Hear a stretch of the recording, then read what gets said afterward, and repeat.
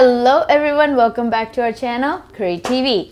Tonight, I like to share my version of shrimp biryani for you.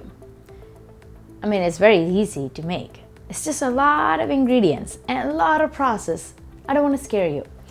The biryani's secret sauce is that you're building all the flavor from ground out, right? So it means you have to cook everything separate and you're adding it all together. So you're foreseeing all the future flavors coming together.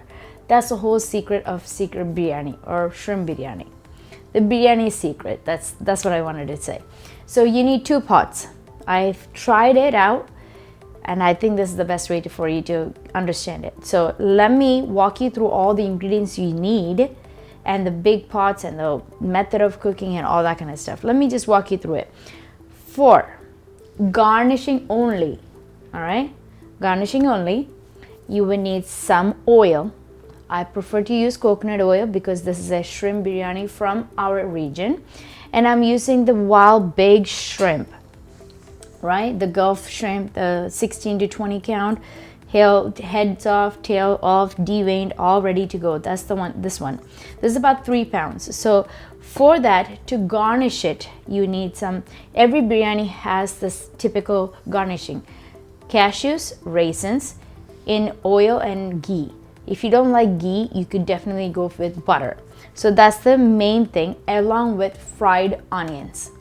Okay, so for garnishing, oil, butter, or ghee, cashews, raisins, and fried onions. Second of all, you need fresh leaves that adds flavor to your biryani. 1, cilantro. 2, mint. Whatever the quantity of cilantro that you're taking, take half the quantity of that for mint.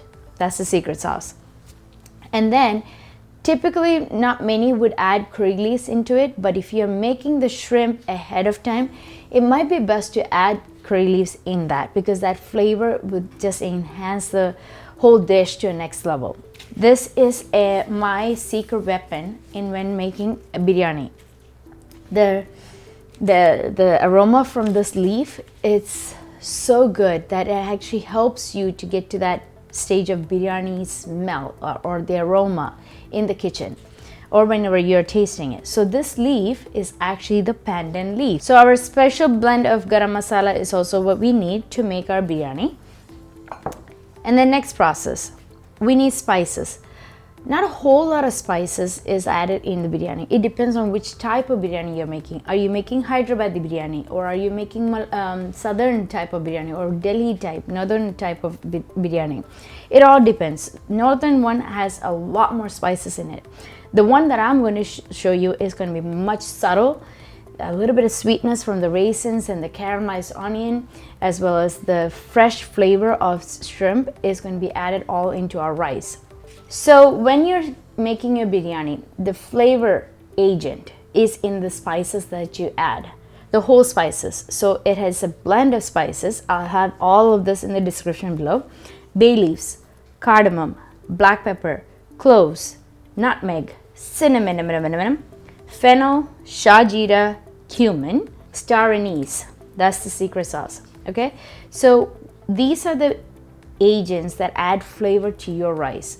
So when you are ready to cook your rice, I'm using long basmati rice. I'm making sure that your rice doesn't stick together. You need a squeeze of lime in there. Lime, lemon, whatever you want. All right. And then we need stock. So since I am making shrimp biryani and shrimp cooks really fast, we want that flavor of shrimp into our rice. For that, what you do, you make your own fish stock at home, baby. That's right. How do you do that?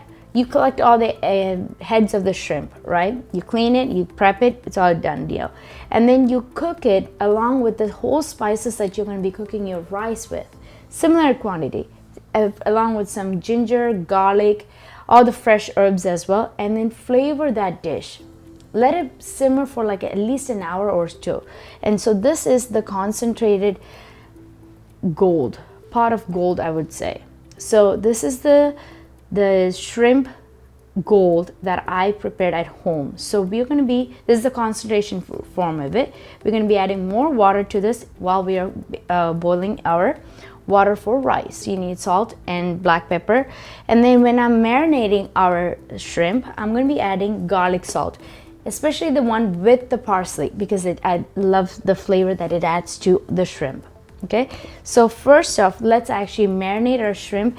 Keep it aside for about 10-15 minutes. Okay, so for that, into our shrimp goes a good teaspoon of turmeric powder and garlic salt, along with some yogurt. About a third of a cup is what I'm using. In with your hands, let's do a good mix for our shrimp.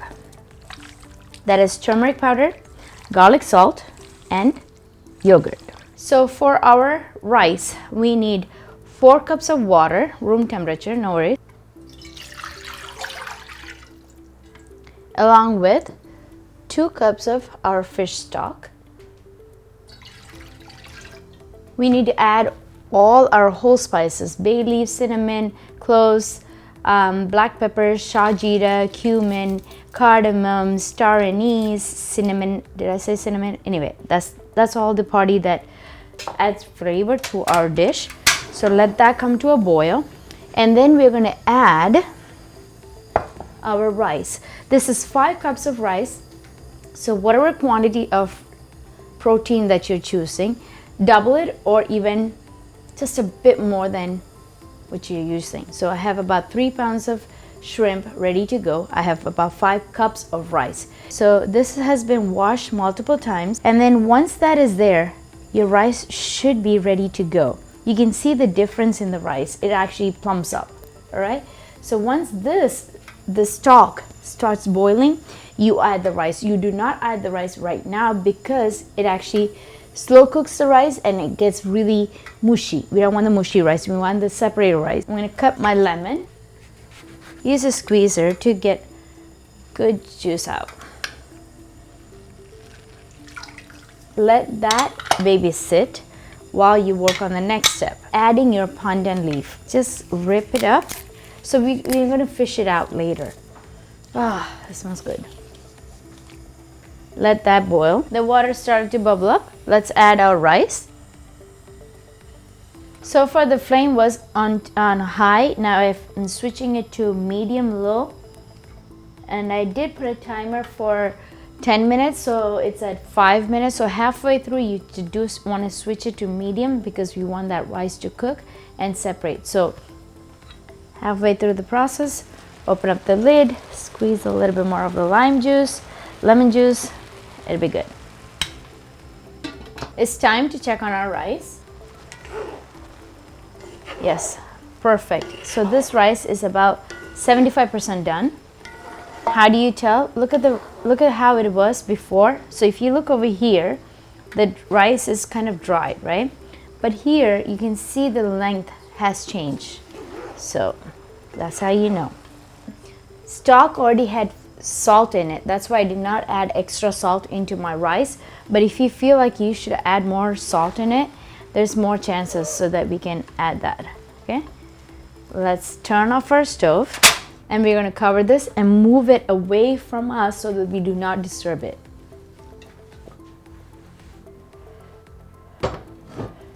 Okay, let that baby rest while we work on to the next one. So this is our final dish that we are going to be serving in. So when you're cooking or you're getting to your final stages, you want to choose a pan that does not have any way of releasing the flavor from the pot.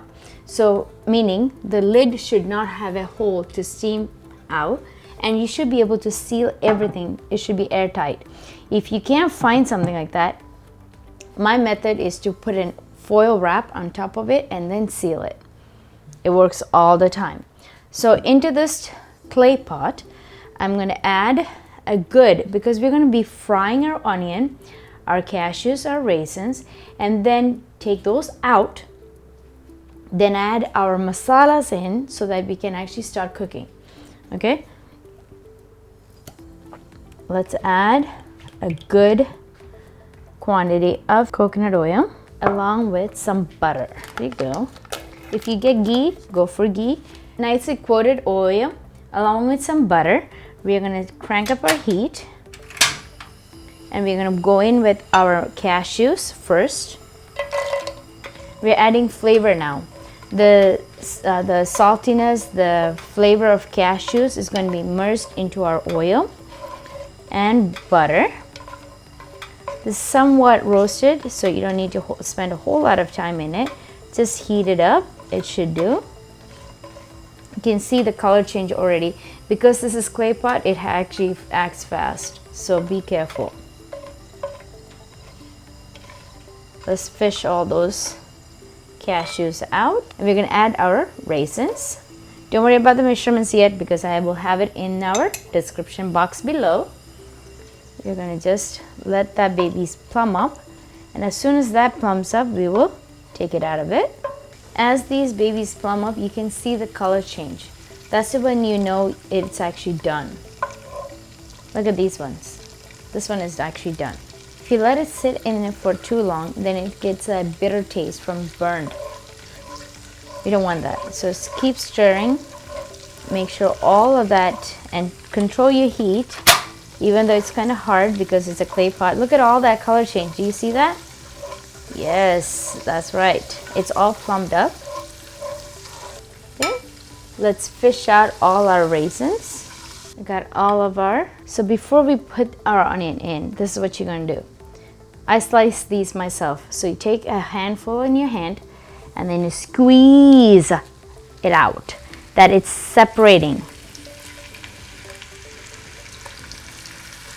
This is about 5 onions that I have sliced up.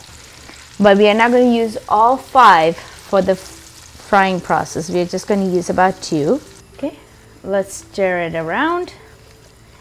Beautiful caramelization is going to happen. The flavors from the cashew nuts, the sweetness from the raisins is going to pick up all those flavors. The raisins is going to be our sponge here. Okay, let's saute this to nice golden color. To speed up this process, you could take about 15 to 20 minutes.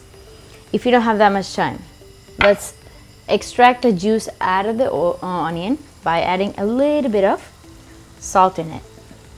Okay. Next, we want the color, the texture, the look. Let's add a bit of sugar. At this stage, it's very important that you stand by, because you see the edges, these have turned golden brown. The rest of it is going to change color, so you need to stir at this time, right? So this is almost done. In about 2 minutes, we'll be pulling all of this out. Leave the all excess oil back in the pan. You don't want it. So this is how our golden onions are looking like. At this stage, our oil is still nice piping hot, but we need to start infusing that oil with more ingredients. First off goes with your garlic. You need a handful of garlic, 1 garlic clove, all of it. Crushed. Our stove is still off, but it is hot. Okay, so as soon as you put this wet ingredients, it's going to splutter. You just gotta wait. Just wait. Okay, my garlic is very well crushed. It's not into a paste, it's a crush. Okay, into the next, we're gonna add a small 1 index finger type size ginger. That is well smooshed together. Let's add in all our spices, which is the spiciness that's going to add to our flavor. How much spicy do you like? Add all of that with your green chilies. There's about 8 of them. Now it's time for your upper arm workout. Crush it in, make sure that it's well merged together. Okay, they got to be married, otherwise it's not going to work. At this stage, I would like to add a little bit of our curry leaves. Do you know why? Because our shrimp is from Kerala. There you go.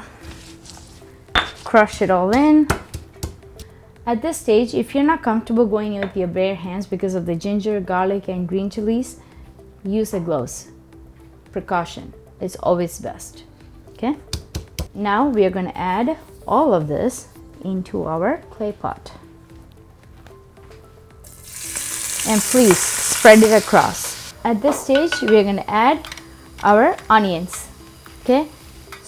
Try to separate it as much as possible. because you are helping that get to a faster stage. Okay, let's stir this.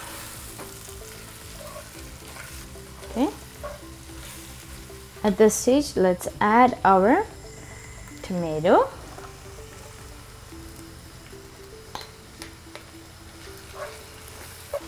From here on, we are building that empire of biryani. Okay, so adding each flavor at a time.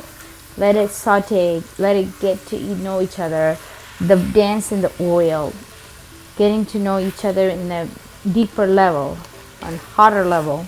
Coming out good, very, very good. I'm happy so far. At this stage, we want to flavor and season our. Let's go in with a little bit of turmeric powder and a bit of coriander powder. That's it. Next, we need our garam masala. At this point, we need to add a few more things. A little bit more water before we enter our shrimp, and a little bit more of our cilantro. Sprinkle that a bit. And a small pinch of our mint. This, we are not trying to get it smooshy, okay? We want that body in it. You know that fried onions that we did? Take a small portion of it, a small portion, and just crumple it. Look at that. How perfect is that, right? Add that. That caramelized onion is going to add the sweetness to our dish. Add a little bit more here. You do want to reserve a little bit for our garnish, so I would say this is good. Okay, let's give it a good mix. If you want, you have two options. You want to add the water from the ginger, garlic, and green chili in there into this, so that it actually becomes much more smooshier. Or you can add the shrimp, all of it, like how I'm doing. Here's what we're going to do next. Add our water. Check your seasoning at this time. How do you feel? The salt, saltiness, the seasoning. You want to add a little bit more black pepper because your green chili is not too spicy enough for you. This is the time to add all of that. Okay. Before the shrimps start to change its color, we're going to add our rice. I'm going to go in with our pandan leaves, not panda, pandan leaves, and a squeeze of lime. Jeez, the lemon is so strong. So our shrimp is about ready. We're going to layer it. Sprinkle with some cilantro. Okay. A bit of mint leaves. There we go.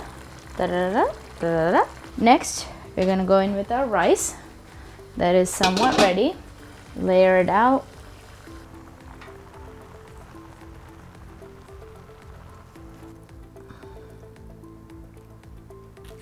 Okay, so we layered our biryani pot.